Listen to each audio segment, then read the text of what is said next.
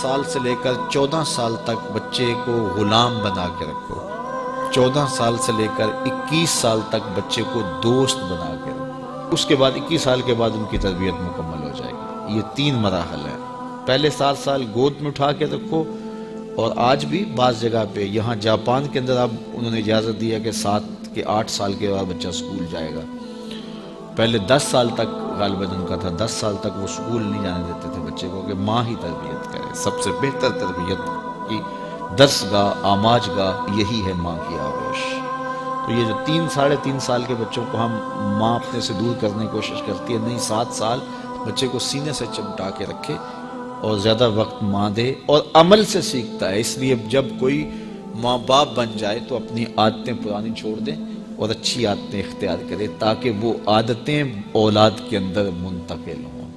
الوالد سر لابیہ، عمومی قاعدہ یہ ہے کہ والدین کا عکس ہوتی ہے اولاد، والدین کا راز ہوتی ہے اولاد۔ بہت سارے لوگ آتے ہیں ہمارے پاس، جناب یہ ہمارے بچوں کو کوئی تعویذ دے دو، کوئی ان کے لیے دم کر دو، ان کو اپنا مرید بنا لو، ان کو اپنے پاس رکھ لو، ان کو اپنی صحبت میں رکھو، یہ نماز بھی نہیں پڑھتا، چلو ہم نہیں پڑھتے تو یہ تو پڑھے۔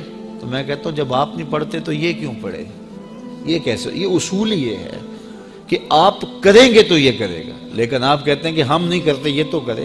ایک چور بھی چاہتا ہے کہ میرا بیٹا ولی ہو، جس طرح آپ ماحول فراہم کریں گے اس طرح کا جو ہے وہ عکس آپ کا اولاد ہوگی۔ حضور نے فرمایا ہر پیدا ہونے والا بچہ فطرت اسلام پہ پیدا ہوتا ہے، فطرت سلیمہ پہ پیدا ہوتا ہے۔ اب اس کے ماں باپ اس کو عیسائی بناتے ہیں، اس کے ماں باپ اس کو یہودی بناتے ہیں، اس کے ماں باپ اس کو مجوسی بناتے ہیں۔ تو یہ عمومی طور پہ ماحول اس کو فراہم کرتا ہے، لیکن فطرتاً اگر اس کو کوئی سبق ماں باپ کی طرف سے نہ ہو تو وہ فطرتاً اسلام پہ ہو، کیونکہ فطرت سلیمہ یہ ہر شے کی اصل ہے۔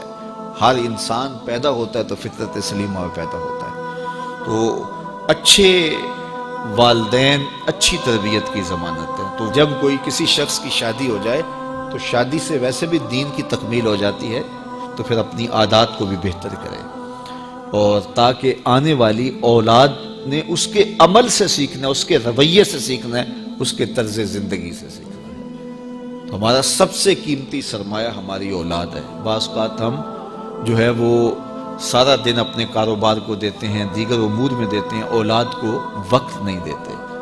تو اولاد کو وقت چاہیے ہوتا ہے، اور اولاد کو وقت دینا چاہیے، اور اولاد کو وقت دینے سے ان کی اچھی تربیت ہوگی۔ وہ آپ کے پاس بیٹھے اٹھیں گے، آپ کی باتیں سنیں گے، آپ کے عمل دیکھیں گے، آپ کے رویے دیکھیں گے، تو پھر ان کے اندر اس کا عکس پیدا ہوگا۔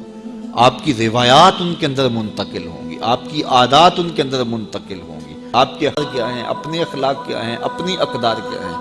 اگر وہ صالح ہیں تو صالح منتقل ہوں گی، اگر وہ صالح نہیں ہیں تو پھر جو ان کی عادات ہیں وہ ان کے اندر منتقل ہو پائیں گی۔ تو اس لیے ہمیں اولاد کی تربیت کرنے کے لیے سب سے پہلے اپنا جائزہ لینا ہوگا، اور پھر اس کو اولاد میں منتقل کرنا ہوگا۔ یہ کوئی ایسی گولی نہیں ہے کہ جو ہم خود نہ کھائیں اور ان کو کھلا دیں اور ان کو شفا ہو جائے۔ یہ گولی ہمیں خود بھی کھانی پڑے گی، پھر ان کو کھلانی پڑے گی۔ تو اس لیے قرآن نے کہا قُوا أَنفُسَكُمْ وَأَهْلِيكُمْ نَارًا وَقُودُهَا النَّاسُ وَالْحِجَارَةُ، اپنے آپ کو اور اپنی اولاد کو، اپنے اہل و عیال کو جہنم کی آگ سے بچا لو، جس کا ایندھن انسان اور پتھر ہیں۔ اپنے عمل اتنے خوبصورت بناؤ، اپنے رویے اتنے پاکیزہ کر لو، اپنا انداز اتنا خوبصورت بنا لو کہ تمہارے رویے اور تمہارا انداز تمہاری نسلوں میں منتقل ہو، اور وہ بھی جہنم کی آگ سے بچ جائیں اور تم بھی جہنم کی آگ سے بچ جاؤ۔ لیکن اگر تمہارے رویے خوبصورت نہ ہوئے، عمل خوبصورت نہ ہوا۔ اولاد کی تربیت میں سب سے اہم چیز کیا ہے؟ ہم سمجھتے ہیں کہ تربیت میں ہماری گفتگو اثر انداز ہوگی، ہم دلائل کے انبار لگا دیں گے اور اولاد کو قائل کر لیں گے۔ اولاد قائل کرنے سے نہیں سیکھتی، اولاد آپ کے عمل سے سیکھتی ہے۔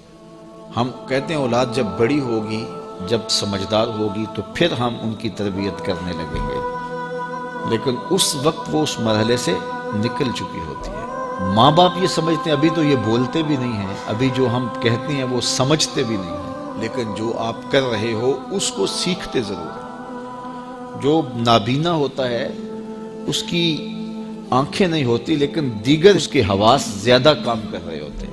جب بچہ بول نہیں رہا ہوتا اور بچہ جب سمجھ نہیں رہا ہوتا تمہاری گفتگو کو، تو اس کی کاپی کرنے کی جو حص ہوتی ہے، نقل کرنے کی جو حص ہوتی ہے، وہ بہت زیادہ ہوتی ہے۔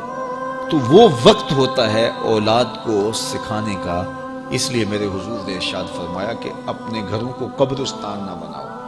یعنی جس طرح قبرستان میں کبھی نماز نہیں پڑھی جاتی، تو تمہارے گھر کے اندر نماز نہ پڑھی جا رہی ہو تو بچے کہیں گے اور خود مصلی پہ کھڑا ہونا شروع ہوں گے۔ ابتداً وہ یوں ہی مصلی پہ آئیں گے۔ امام غزالی فرماتے ہیں ہر عمل پہلے ریا ہوتا ہے، پھر عادت بنتی ہے، پھر عبادت بنتی ہے۔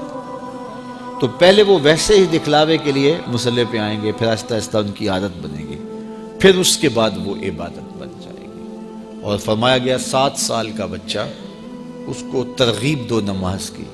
10 سال کی عمر ہوگی اور ابھی تک نہیں پڑھتا، تو پھر اس کو مار کر کے ہلکی ضرب سے اس کو زود و کوب بھی کیا جا سکتا ہے اور اس کو نماز کا خوگر بنایا جائے، تاکہ بلوغت سے قبل وہ نماز کا عادی بن جائے۔ اور آپ کو یہ بتاؤں کہ جو عمل بچے بچپن میں کرتے ہیں بلوغت سے پہلے، مثال کے طور پہ نماز پڑھتے ہیں، ابھی ان پہ نماز فرض نہیں ہوئی، واجب نہیں ہوئی۔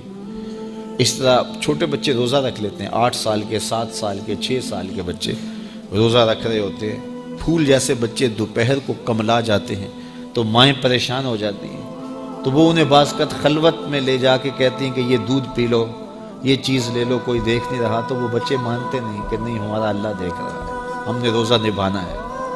تو وہ شام کے وقت کتنے بے دل سے ہوئے ہوتے ہیں، لیکن اس کے باوجود روزہ نبھا جاتے ہیں۔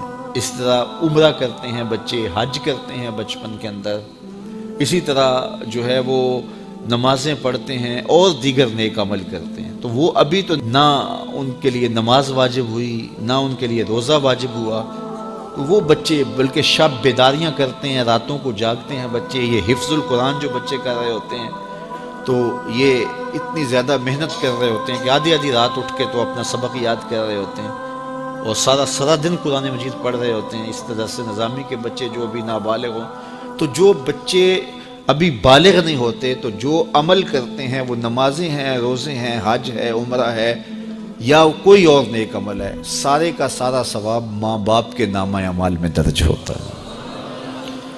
اب مجھے بتاؤ، چھوٹا بچہ جب روزہ رکھتا ہے اور کمزوری کے باوجود وہ شام تک روزہ لے جاتا ہے، اور پھر اس وقت جب روزہ افطار کرتا ہے سارے دن کی بھوک اور پیاس کاٹ کے، تو مجھے بتاؤ کہ ان کا رب کتنا خوش ہوتا ہوگا۔ اور چونکہ نہ تو اس کے اندر کوئی تصنع ہے اور نہ کوئی اور بات، ان کا عمل ہی عمل ہے، اس میں خلوص ہی خلوص ہے، تو پھر وہ ماں باپ کے نامہ اعمال کے اندر وہ نیکیاں درج ہوتی ہیں۔ تو اولاد کو بچپن کے اندر آپ جو تربیت دیتے ہیں، تو وہ جو عمل کرتے ہیں، ایک تو ماں باپ کے کھاتے میں اس کا عمل، اور دوسرا بالغ ہونے سے قبل ان کی عادت پختہ ہو گئی، تو والدین کی ذمہ داری ہے کہ ان کو جو ہے وہ